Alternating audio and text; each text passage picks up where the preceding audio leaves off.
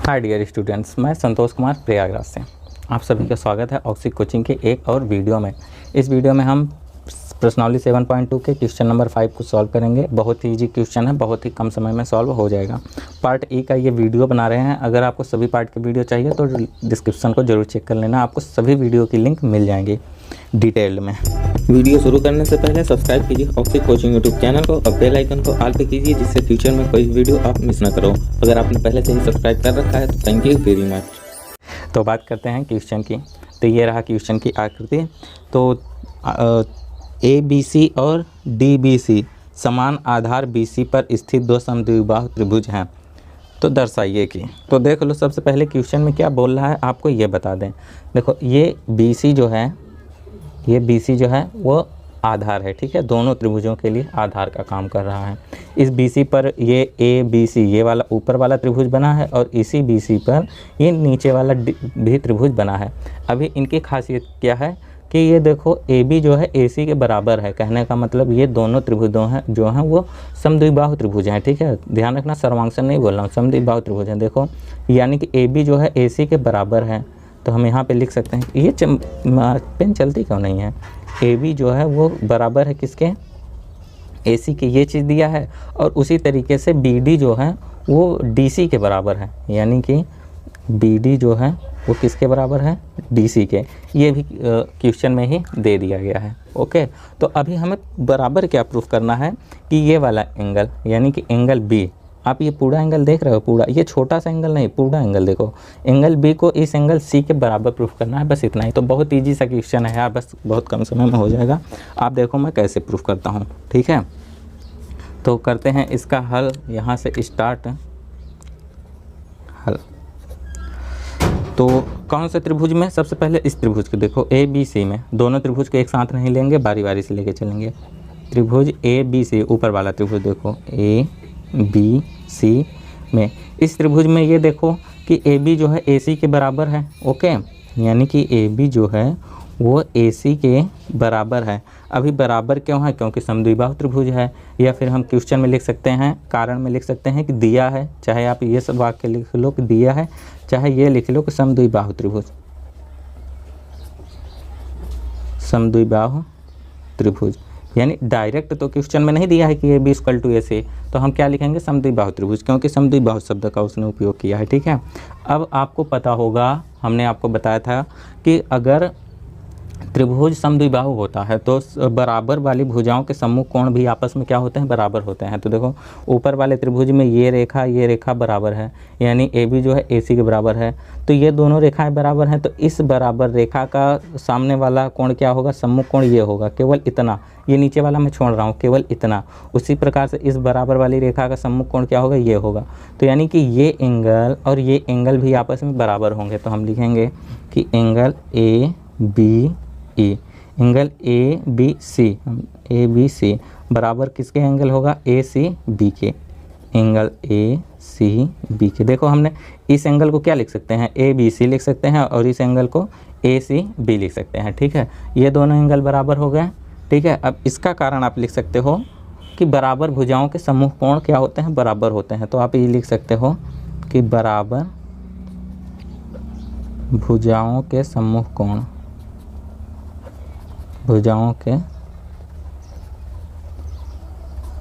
सम्मुख कोण, बस इतना लिख लो कि बराबर भुजाओं के सम्मुख कोण हैं तो बराबर ही होंगे। बराबर सब चीज़ लिखने की क्या आवश्यकता है, ठीक है। तो हमने अब इसको इतने पे छोड़ देना है। अब नीचे वाले त्रिभुज को देखो, त्रिभुज DBC में, यानी नीचे वाला त्रिभुज देखो। तो अब हम क्या लिखेंगे, त्रिभुज DBC में। सेम अभी जो काम ऊपर किया है वही काम नीचे वाले त्रिभुज के लिए भी करेंगे। तो इसमें क्या है, DB जो है वो DC के बराबर है। तो यहाँ पे लिखेंगे कि जो DB है वो किसके बराबर है, DC के। यहाँ पे BD लिख दिया है, तो इसे आप DB भी पढ़ सकते हो, कोई दिक्कत नहीं है। अब इसका कारण सेम वही कारण लिखोगे कि समद्विबाहु त्रिभुज, समद्विबाहु त्रिभुज, ओके। अब एंगल पे ध्यान दो। अब इस एंगल पे, जब ये भुजा और ये भुजा, दोनों भुजा बराबर हैं, केवल नीचे वाले त्रिभुज के देखो, ऊपर वाले को भी आप इग्नोर कर दो।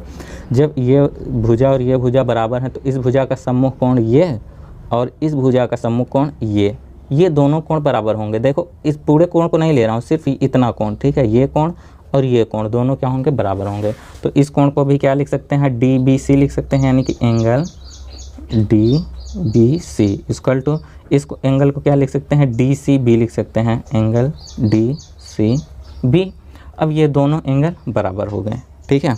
अब इसका कारण भी आप वही लिख लो कि बराबर भुजाओं के सम्मुख कोण, बराबर भुजाओं के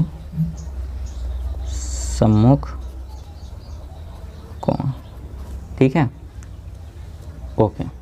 यानी कि कहने का मतलब समद्विबाहु त्रिभुज के दो कोण भी बराबर होते हैं, ठीक है। अब आप ये लिखो कि अब हमें प्रूफ क्या करना था कि ये पूरा एंगल इस पूरे एंगल के बराबर है, ठीक है। तो आप पहले ये बताओ कि हम एंगल बी को क्या लिख सकते हैं, यानी ए बी डी लिख सकते हैं, यानी कि एंगल ए बी डी लिख सकते हैं। केवल इस एंगल की बात कर रहा हूँ, केवल बी को, यानी कि ऊपर का भी मिला लो और नीचे का भी, ए बी डी। इस पूरे वाले एंगल को हम क्या लिख सकते हैं, ये वाला एंगल और ये वाला एंगल, दोनों एंगल को प्लस करके भी तो लिख सकते हैं। यानी कि एंगल ए बी डी कितना होगा, यानी ए बी सी जितना होगा, एंगल ए बी सी जितना होगा, इसमें हम कौन सा डी बी सी जोड़ देंगे, एंगल डी बी सी। देखो ये एंगल और ये एंगल और ये एंगल, दोनों एंगल मिला के ही तो पूरा एंगल बनेगा, ठीक है। ये हमने लिख लिया, बहुत अच्छी बात है। अगर ये चीज़ समझ में आ गया तो आपको अभी और कुछ समझने की दिक्कत ही नहीं है। Angle A B D equal to, अभी आप ए बी सी को क्या लिख सकते हो, एंगल ए बी सी को क्या लिख सकते हो, देखो हमने प्रूफ किया है, ए बी सी को हम ए सी बी लिख सकते हैं, ए बी सी को ए सी बी लिख सकते हैं, ठीक है। तो वही ए बी सी को हम क्या लिख देंगे, angle A C B plus, अब डी बी सी को देखो, एंगल डी बी सी को हम क्या लिख सकते हैं, डी सी बी लिख सकते हैं। देखो D B C equal to D C B, तो हम डी बी सी के स्थान पे डी सी बी लिख देंगे, ठीक है। तो angle D C B, okay. अब लास्ट लाइन में हमारा प्रूफ हो जाएगा, angle A B D equal to, अब आप देखो कि ए सी बी और डी सी बी, अब आकृति में देखो तब आपको समझ में आएगा कि ए सी बी यानी कि ए सी बी यानी कि ये वाला एंगल, ऊपर वाला एंगल और प्लस नीचे वाला एंगल, दोनों मिलके क्या बना रहे हैं, ये पूरा एंगल तो बना रहा है, ए सी डी तो बना रहा है ना।